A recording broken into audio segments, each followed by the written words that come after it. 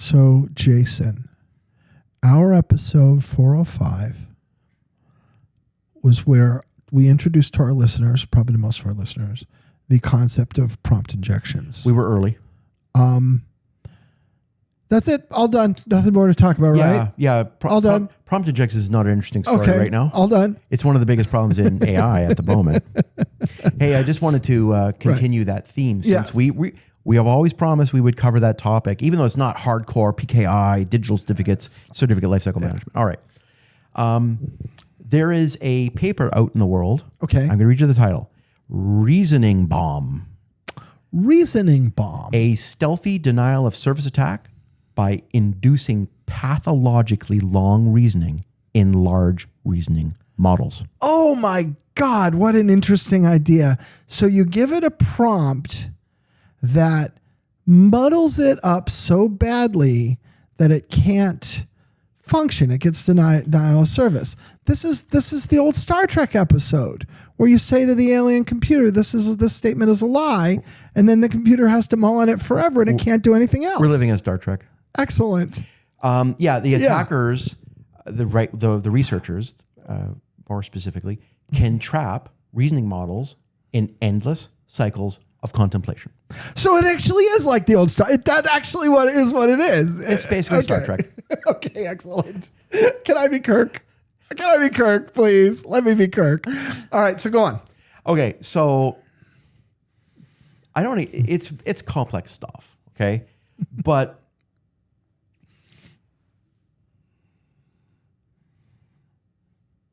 you have DDoS? Mm-hmm. What about prompt-induced denial of service, PIDOS? PIDOS. Okay. So again, it's what I want to make sure we get this right. I can craft a specific prompt that I hand to the LLM that basically has to churn on forever. Yes. So is there explanation of the strategy or what are the qualities of such a prompt? Yeah. So I'm gonna think about it for a second. I'll edit this. There's no problem. So this wouldn't work against an LLM by the nature of it, but you could imagine like hypothetically saying to a computer, tell me the last digit of pi. And then it works on calculating pi forever. No, because they're trained to stop. Right. You can't. You know the old joke of trying to train AIs to count to 1,000,000, right? And it'll count for a little while just to humor you, and it'll stop, and you're like, "Well, keep going," and they'll be like, "No." Great. Yeah, and I love it.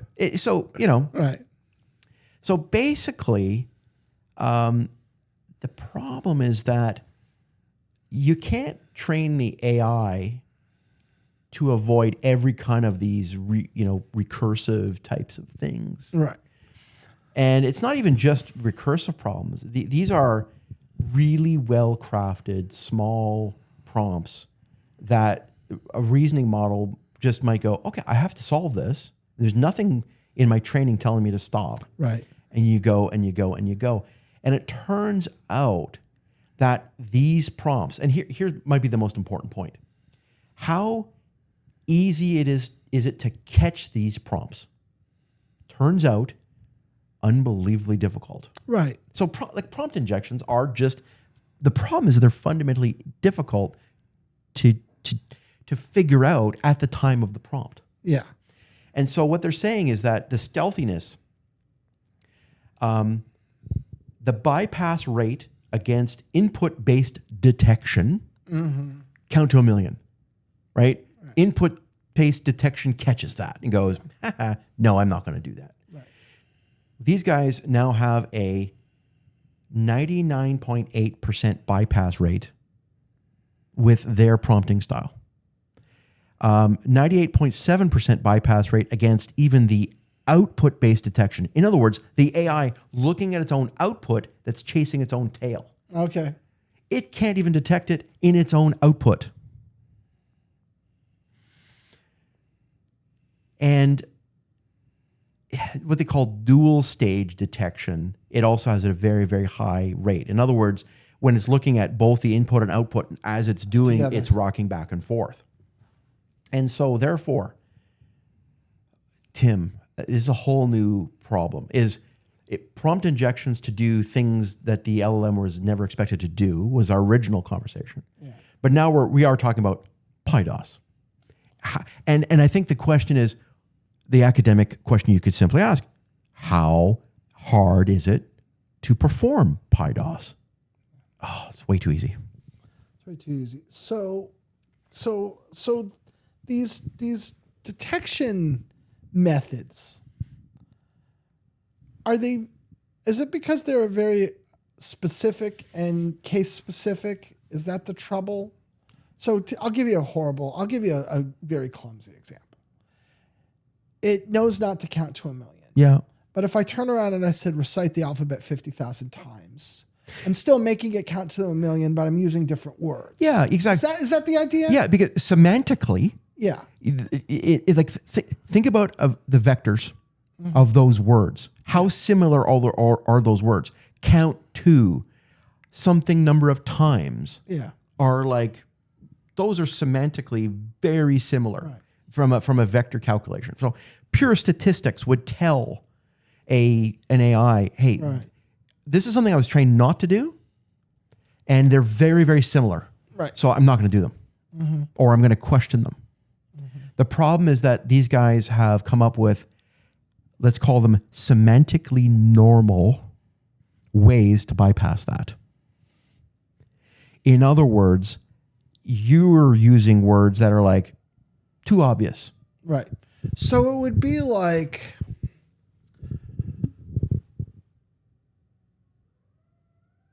recite the Epic of Gilgamesh, but recursively replace each verb with the next verb until they get back to their original order. Right? And you and I can think about it and say, oh, gee, that's a lot of words, but it's not using any of the things that would get caught in the trap. You know what, Tim? Is that more like it? This is my brain doing its training to say, I don't want to give bad guys ideas. You want to go read the paper? Go read the paper.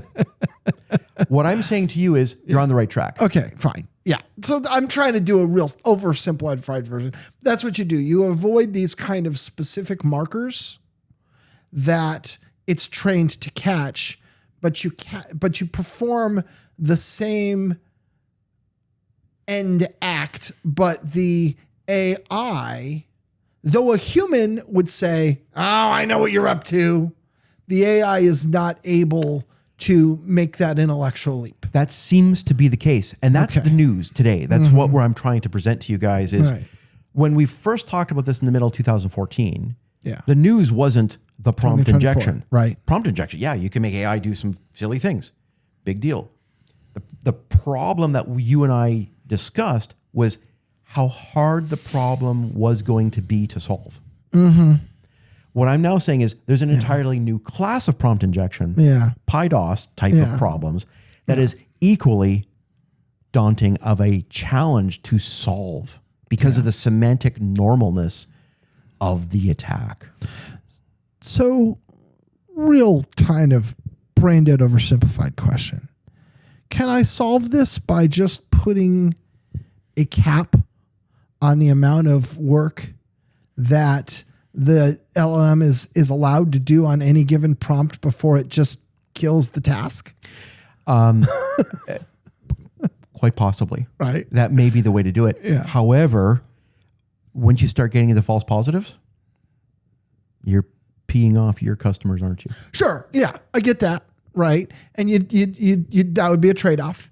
You'd have to say, okay, and you could set it high enough that you think that almost all of the legitimate requests are not going to hit it. But yeah. I don't know, because there's people doing legitimate stuff that is extremely lengthy. Sure. Yeah. But will eventually come to an end and will be worth it. Yeah. All I'm saying is, folks, watch out. It's not just DDoS anymore. PyDOS. PyDOS. Wow. I love it.